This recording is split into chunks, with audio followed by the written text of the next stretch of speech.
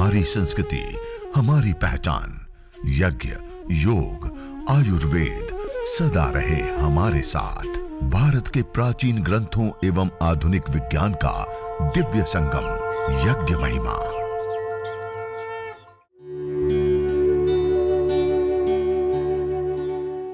भारतीय संस्कृति में यज्ञ, योग एवं आयुर्वेद जैसी अमूल्य विद्याएं हैं, जिसका मूल है वेद। इतिहास की ओर दृष्टि डालें तो भगवान राम, भगवान कृष्ण से लेकर राजा महाराजाओं, ग्रामवासियों व अरण्यवासी ऋषियों की कुटियों तक नित्य व नैमित्तिक यज्ञों का प्रचलन देखने को मिलता है।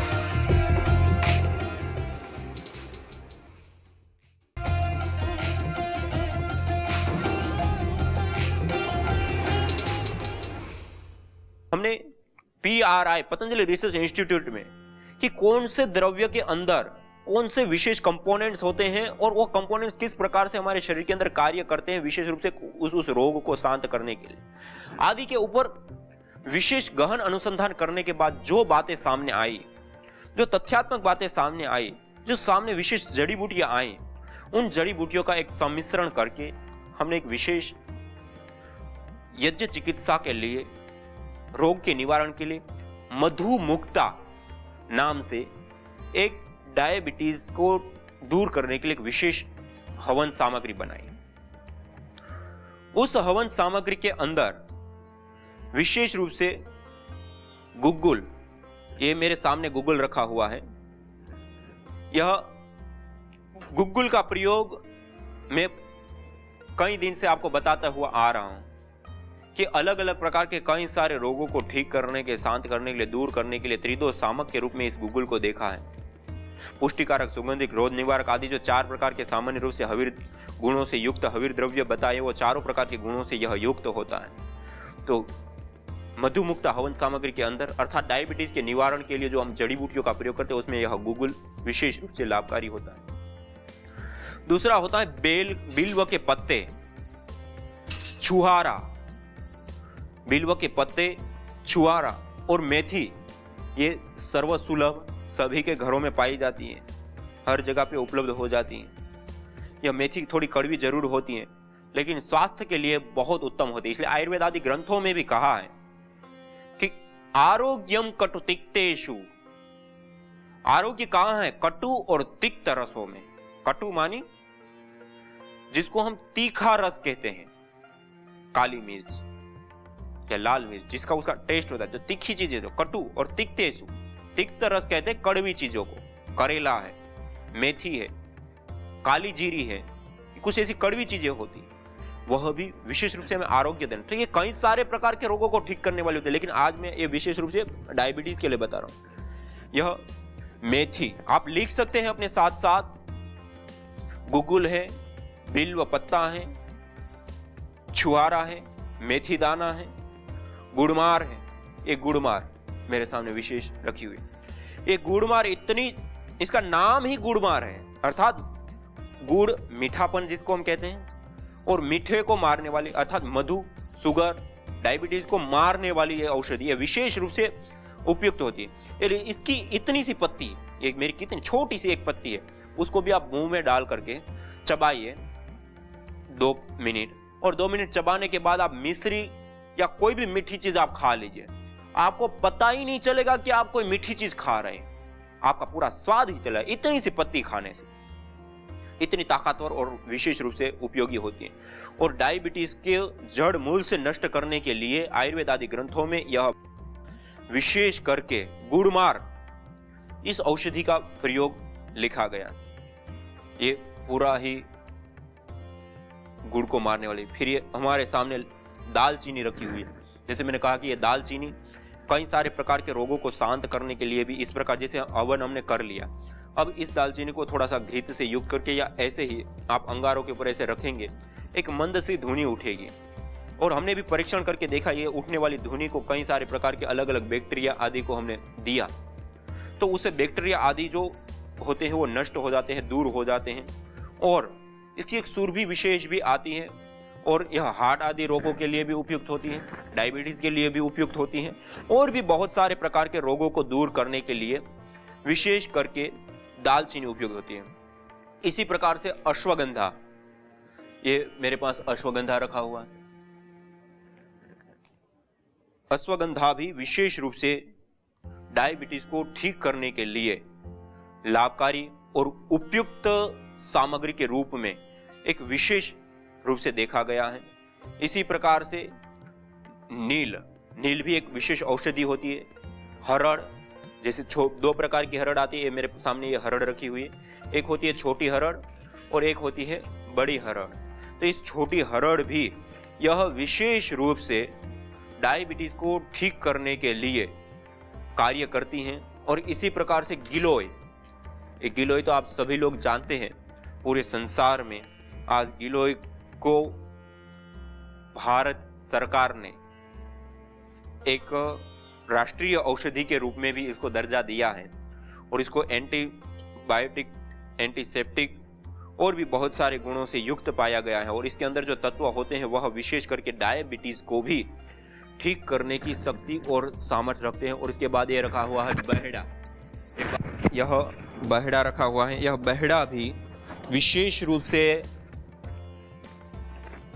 कशेला रस से युक्त होता है। यह डायबिटीज को ठीक करने के लिए बहुत ही उपयुक्त और विशेष औषधि के रूप में इसको देखा गया है। बहेड़ा के बाद ये मेरे सामने रखा हुआ है आंवला। उस आंवले का प्रयोग बहुत ही ज्यादा उपयोगी और विशेष रूप से डायबिटीज के लिए लाभकारी होता है। आंवला है, बहेड़ा है, गिलोय है, छोटी हरड़ है, अश्वगंधा है, गुग्गुल है, मेथी है, गुड़मार है, दालचीनी है, ये सारे के सारे द्रव्यों को हम विशेष रूप से प्रयोग ले सकते हैं। और उसके बाद हल्दी, चिरायता, जामुन आदि, जैसे मेरे सामने हल्दी रखी हुई है, गांठ के रूप में मेरे सामने है। हम अपने घरों में प्रतिदिन इस हल्दी का प्रयोग करते हैं, चूर्ण के रूप में हम प्रयोग लेते हैं। और हल्दी के बाद पास में रखा हुआ है चिरायता। यह चिरायता है मेरे सामने रखा हुआ, आप सब लोग देख पा रहे हैं। इसको आप विशेष रूप से प्रयोग डायबिटीज से मुक्ति पाने के लिए कर सकते हैं। चिरायता के बाद है जामुन की गुठली। जामुन की गुठली आज सभी जगह पे विशेष रूप से पाई जाती है और जब विशेष उसका काल होता है, उस समय जब जामुन आते हैं तो उस समय हम जामुन, जिनको डायबिटीज है वो जामुन का भी सेवन विशेष रूप से कर सकते हैं और उनकी गुठली को सुखा करके उसका चूर्ण बना करके भी ले सकते हैं और हवन सामग्री के रूप में भी उस जामुन की गुठली का प्रयोग हम ले सकते हैं। इसी प्रकार एक काली जीरी होती है, आप सभी लोगों ने देखा होगा, छोटी छोटे दाने वाली होती है और बहुत ही कड़वी होती है। वह काली जीरी भी विशेष रूप से हमारे शरीर के अंदर यदि शुगर बढ़ी हुई है तो उसको कंट्रोल करने के लिए विशेष रूप से लाभकारी होती हैं। इसी प्रकार कचूर, इसको बोलते हैं कचूर। ये कचूर भी बहुत ही ज़्यादा कई सारे प्रकार के रोगों को दूर करने के लिए, एक प्रकार से जैसे अदरक होती है उसी प्रकार होता है, लेकिन ये जड़ ही होती है, जड़ के अंदर ये प्राप्त होती है गांठें और उसको सुखा दिया जाता है, इसको बोलते हैं कचूर। यह भी डायबिटीज़ के लिए, शुगर के लिए बहुत ही ज़्यादा उपयुक्त होता है। और इसी प्रकार वासा भी बहुत एक विशेष औषधि के रूप में डायबिटीज़ को शांत करने के लिए उपयोगी होता है, जैसे मेरे सामने रखा हुआ है। और वासा के बाद बबूल की फली यदि मिल जाए तो बबूल की फली भी विशेष रूप से डायबिटीज़ की शांति के लिए वह लाभकारी होती हैं। बबूल की फली के साथ साथ कुटज, नीम और कालमेघ। कुटज, एक कुटज की छाल मेरे सामने रखी हुई है, ये आप देख सकते हैं, कुटज की छाल, ये नीम की पत्तियां और डंठल, छाल, इसका भी हम प्रयोग ले सकते हैं। ये सारी नीम की पत्ती है, नीम की छाल है। और इसी प्रकार से कालमेघ और ये चिरायता रखा हुआ है, ये कालमेघ है, ये चिरायता है, ये दोनों ही कड़वे पदार्थ के रूप में विशेष रूप से देखे जाते हैं। तो इसका भी प्रयोग हम विशेष रूप से डायबिटीज़ की शांति के लिए, इसी प्रकार जैसे करेला है उसको भी सुखाने के बाद उसका भी प्रयोग ले सकते हैं। और इसी प्रकार जैसे आयुर्वेद के अंदर मधु मुक्ति के लिए अलग अलग औषधियों का वर्णन है, उन औषधियों को लेकर के हम हवन कर सकते हैं। और ऐसा नहीं कि इन सारी जड़ी बूटियों की अत्यंत आवश्यकता हो ही हो, इसमें से 1, 2, 3, 5 जो हमें उपलब्ध हो जाए, उन औषधियों का सेवन भी डायबिटीज की मुक्ति के लिए उपयुक्त होता है, इसका काढ़ा भी डायबिटीज के लिए उपयुक्त होता है, और इसको हवन सामग्री के रूप में प्रयोग करके, और बाद में जैसे अग्नि शांत हो गई उसके बाद जैसे गुड़मार है उसको भी थोड़ी मात्रा में से अंगारों के ऊपर विशेष रूप से डाल दिया, और जैसे ही ये चिरायता कालमेघ आदि है उसको डाला, और इससे उठने वाली जो ये धुनी विशेष होती है, उस धुनी विशेष को भी लेने से डायबिटीज रोग में विशेष रूप से शांति और मुक्ति मिलती है। और कई सारे परीक्षणों से भी यह बात सामने आई है कि डायबिटीज की मुक्ति के लिए यह द्रव्य विशेष करके लाभकारी और उपयुक्त होता है। और दो रूप में, एक तो हम हवि के रूप में आहुति देते हैं, और दूसरा जब यज्ञ हवन अग्निहोत्र हो गया उसके बाद उसको अंगारों के ऊपर रखे और उससे उठने वाली जो धुनी है उस धुनी को भी हम प्राप्त करके उससे हम निजात पा सकते हैं। तो ये मेरे सामने रखा हुआ डायबिटीज को निवारण के लिए, और इन द्रव्यों को आप लिख सकते हैं, आप स्वयं अपने घर में बना सकते हैं, प्रयोग ले सकते हैं।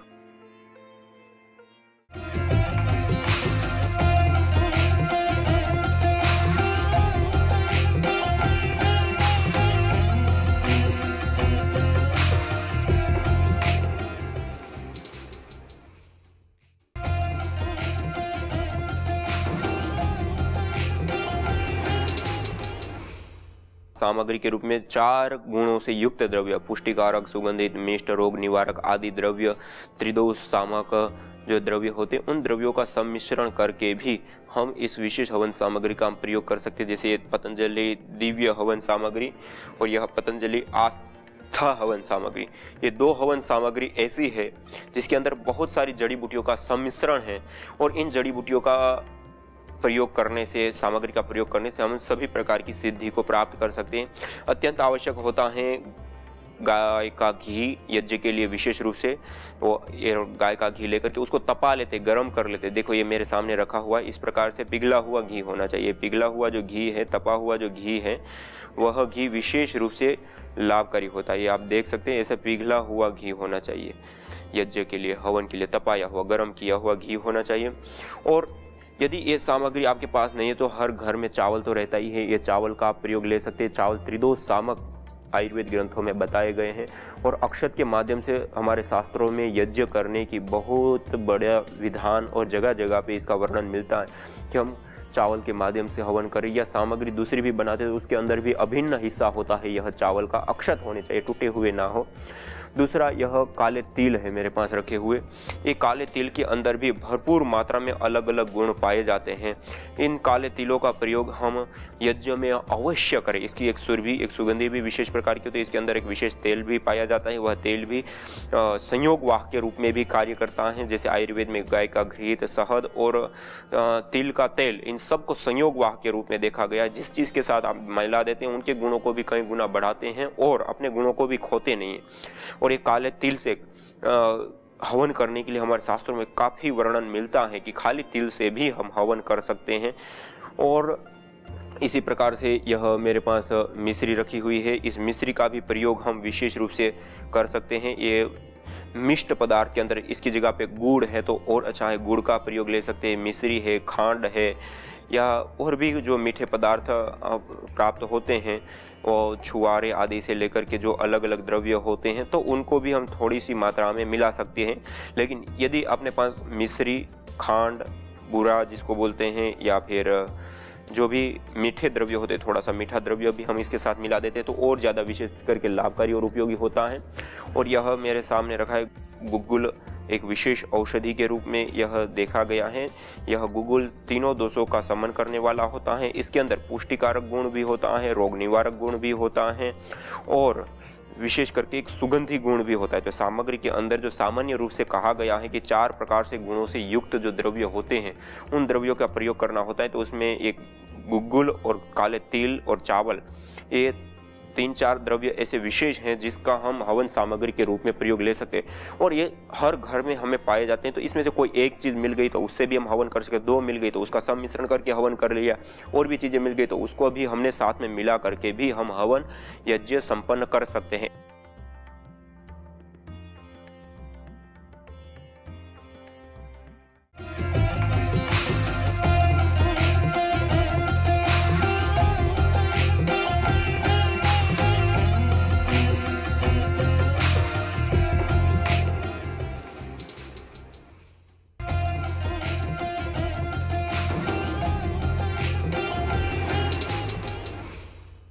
हृदय हवन सामग्री हार्ट से संबंधित, हृदय से संबंधित जो रोग होते हैं उनको शांत करने के लिए, उनको दूर करने के लिए यह विशेष करके लाभकारी होता है। उसमें अर्जुन आप सब लोग जानते हैं, पूरे संसार में आज परम पूज्य स्वामी जी महाराज ने इस अर्जुन को, ये अर्जुन चूर्ण है हमारे पास, अर्जुन की छाल का चूर्ण, इस अर्जुन की छाल के चूर्ण का प्रयोग या अर्जुन की छाल को भी सीधा रूप में हम प्रयोग ले सकते हैं, विशेष रूप से हार्ट के लिए बहुत ही ज्यादा उपयोगी होता है। दूसरा है पुष्कर मूल, यह पुष्कर मूल है जिसको पोहकर मूल भी बोलते हैं और भी अलग अलग नामों से इसको पुकारा जाता है या बोला जाता है। यह पुष्कर मूल होता है, इस प्रकार की ये जड़ उनकी होती हैं और बहुत भारी होता है, वजनदार होता है और सीलन से युक्त होता है। जैसे गिलोय होती है, सूखती नहीं, ऐसे ये भी सूखते नहीं है बिल्कुल ही, और गीले टाइप के भी रहते हैं, लेकिन ऐसा भी नहीं कि बिल्कुल वो भी गीले भी रहते हैं, लेकिन ये बहुत ही भारी होते हैं, इसके अंदर मॉइस्चर की मात्रा पर्याप्त पाई जाती है। ये पुष्कर मूल, ये विशेष करके हृदय रोगों के लिए लाभकारी होता है। और उसके बाद है यह जटामासी, ये जटामासी भी विशेष करके लाभकारी होते हैं। यह एक पौधा विशेष होता है, उसकी जड़ के अंदर यह पैदा होती हैं और उसकी जड़ को निकाल करके इस रूप के ये उनके भाग होते हैं, उसको निकाले जाते हैं और उसको अच्छे से साफ सुथरे करके छांव में सुखा करके तैयार करते हैं। यह सुगंधित भी होती है, रोग निवारक भी होती है और हृदय रोग के लिए विशेष करके लाभकारी होती हैं। इसके बाद है हमारे पास वच, जो सबसे प्रथम रखी हुई। ये वच तो अनेक प्रकार के रोगों को दूर करने के लाभकारी, हार्ट रोग के लिए तो यह बहुत ही उपयोगी होती ही होती है, लेकिन हृदय रोग के साथ साथ जो हार्मोनल अनबैलेंस है उसको भी ठीक करने के लिए यह वच एक जड़ है, वच की यह जड़ होती है और जड़ में से इसको निकाला जाता है और फिर अच्छे से धो करके छांव में सुखा लेते हैं। तो यह जो वच है यह भी हमारे लिए बहुत ही ज्यादा उपयोगी होती है। और आयुर्वेद आदि ग्रंथों में तो भूतोन्माद से लेकर के अनेक प्रकार के रोगों को दूर करने के लिए, मानसिक असंतुलन, मिर्गी से लेकर के साइनस से लेकर के अनेक ऐसे रोग हैं जिनको हम इस वच की धुनी से हम ठीक कर सकते हैं और बैक्टीरिया को नाश करने के लिए बहुत उत्तम रीति से कार्य करते हैं। आप अंगार के ऊपर डालें और उससे निकलने वाली जो धुनी है वह जब फैलती है तो उससे सारे प्रकार के जो बैक्टीरिया हैं वो दूर हो जाते हैं, नष्ट हो जाते हैं। इसी प्रकार से यह दालचीनी है, ये सभी के घर में पाई जाती है, सब अपने घर में मसालों के रूप में इनका प्रयोग लेते हैं। यह दालचीनी विशेष रूप से एक सुरभि, एक सुगंधि भी इसमें बहुत ही अच्छी होती हैं और यह दालचीनी हृदय रोग के लिए विशेष करके लाभकारी उपयोगी होती है और इसके साथ साथ कफज रोगों के लिए, अन्य कफज रोगों में भी बहुत ज़्यादा उपयोगी होती हैं। और उसके बाद यह है रासना, ये रासना पत्ती है हमारे पास, ये रासना भी बहुत ही ज़्यादा उपयोगी होती है हार्ट रोगों को, हृदय रोगों को ठीक करने के लिए। इन सारी जड़ी बूटियों का हम सेवन करें, इन सारी जड़ी बूटियों का क्वाथ बना करके पिए या इन्हीं जड़ी बूटियों का हम हवन करें तो उससे हमारे वह रोग ठीक हो जाते हैं। तो हमने जो हृदय हवन सामग्री बनाई है उसमें अर्जुन की साल, पोहकर मूल या पुष्कर मूल, जटामासी, वच, रासना और दालचीनी, इसका हमने विशेष सम्मिश्रण करके हृदय हवन सामग्री बनाई है और आप अपने घर में ही इन जड़ी बूटियों को ला करके खुद निर्माण कर सकते हैं। और इससे हृदय रोगी, जिसमें विशेष रूप से हृदयाघात, जिसको हार्ट अटैक कहते हैं, उच्च रक्तचाप या हृदय संबंधी हर उपचार में यह उपयुक्त होती है हृदय हवन सामग्री। इसका आप विशेष रूप से प्रयोग या उपयोग अपने जीवन में आप ले सकते हैं।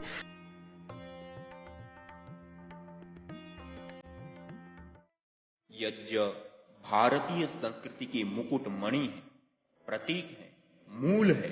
मानव जीवन के हर पहलू के साथ यज्ञ जुड़ा हुआ है, चाहे वह संस्कार, चाहे पूजा पाठ या फिर पर्व से लेकर हर शुभ अशुभ अवसरों में भी यज्ञ करने की सार्वभौमिक, वैज्ञानिक एवं पंथ निरपेक्ष पावनी परंपरा रही। आइए हम संकल्प लें, संसार के श्रेष्ठतम कर्म यज्ञ को अपनाएं। पिंड और ब्रह्मांड में संतुलन कायम करने वाले यज्ञ को अपने जीवन का अभिन्न अंग बनाएं एवं प्रकृति मां के प्रति अपने ऋणों को अदा करें। विश्व स्वास्थ्य का एक नारा, यज्ञ से होगा जग उजियारा।